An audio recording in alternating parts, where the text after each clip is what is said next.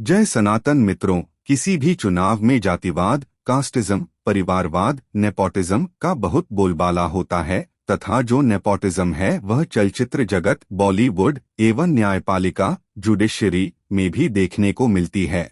और इनका समाधान श्रीमद् भगवद गीता में ढूंढने का प्रयास आज मुझे पुनः प्रबुद्ध चेतना महोदय के समक्ष ले आया है। नमस्कार प्रबुद्ध जी, कृपया समाधान करें। नमस्कार निष्क्रिय जी, अवश्य, और आपके संशय का निवारण आपके समक्ष है। श्रीमद् भगवद गीता अध्याय 4 के श्लोक 13 में आइए श्री कृष्ण का नाम मन में लेते हुए समझते हैं। चातुर्वर्ण्य मया सृष्टं गुणकर्म विभागशः तस्य कर्तारमपि मां विद्य कर्तारमव्ययम्।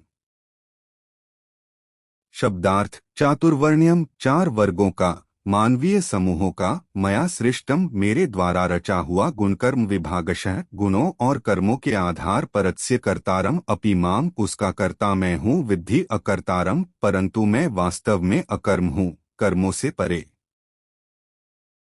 भगवान कहते हैं, मैंने मानव समाज में 4 प्रकार की भूमिकाएं बनाई जो जन्म से नहीं बल्कि मनुष्य के गुणों, स्वभाव और कर्मों, योग्यताओं या कौशल के आधार पर निर्धारित होती हैं। परंतु वास्तविक रूप से मैं कर्मों से परे, अकर्म, निरपेक्ष हूँ। चातुर्वर्ण्य मया सृष्टम, समाज का 4 भूमिकाओं वाला ढांचा गीता में स्पष्ट है कि समाज में विभिन्न प्रकार के कार्य करने पड़ते हैं। ज्ञान का कार्य प्रशासन या रक्षा का कार्य, व्यापार या उत्पादन का कार्य, सेवा या श्रम का कार्य, इन चारों प्रकार के कार्यों के लिए 4 अलग अलग प्रवृत्तियां रखे गए हैं। ये समाज व्यवस्था है, न कि जन्म आधारित जाति। गुण कर्म विभागशः, यही श्लोक का मुख्य सूत्र। भगवान स्पष्ट शब्दों में कहते हैं, वर्गीकरण जन्म से नहीं होता। वर्गीकरण 2 ही बातों से होता है। एक, गुण यानी व्यक्ति का स्वभाव, सत्व, शुद्धता, संतुलन, स्पष्टता, रज, गति, इच्छा, महत्वाकांक्षा, तम, जड़ता, भ्रम, आलस्य। 2, कर्म यानी व्यक्ति का कौशल, प्रवृत्ति और कार्य। ध्यान रहे, यह केवल कार्य भूमिका है, जाति नहीं। जन्म आधारित जाति की अवधारणा का गीता में खंडन। 1, गुणकर्म कहा है, जन्म नहीं कहा। भगवान कृष्ण चाहते तो जन्म विभागशः कह सकते थे, परंतु ऐसा नहीं किया। 2, इतिहास और शास्त्र बताते हैं कि यह जन्म आधारित प्रणाली बाद में पिशाच मानसिकता वाले लोगों द्वारा बनाई गई सामाजिक विकृति है। गीता में कहीं भी जन्म से जाति नहीं है।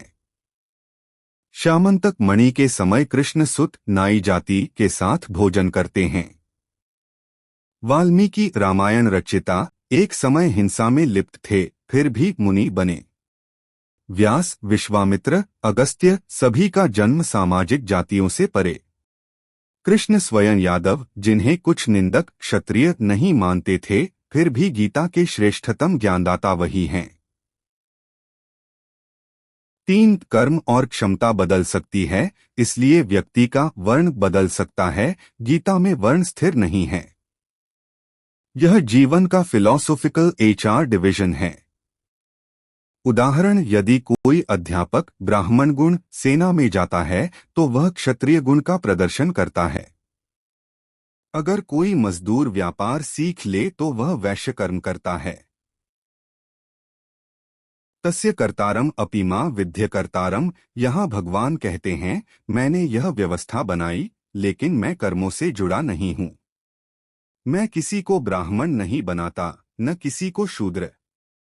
हर व्यक्ति अपने गुण और कर्म से स्वयं अपना स्थान बनाता है।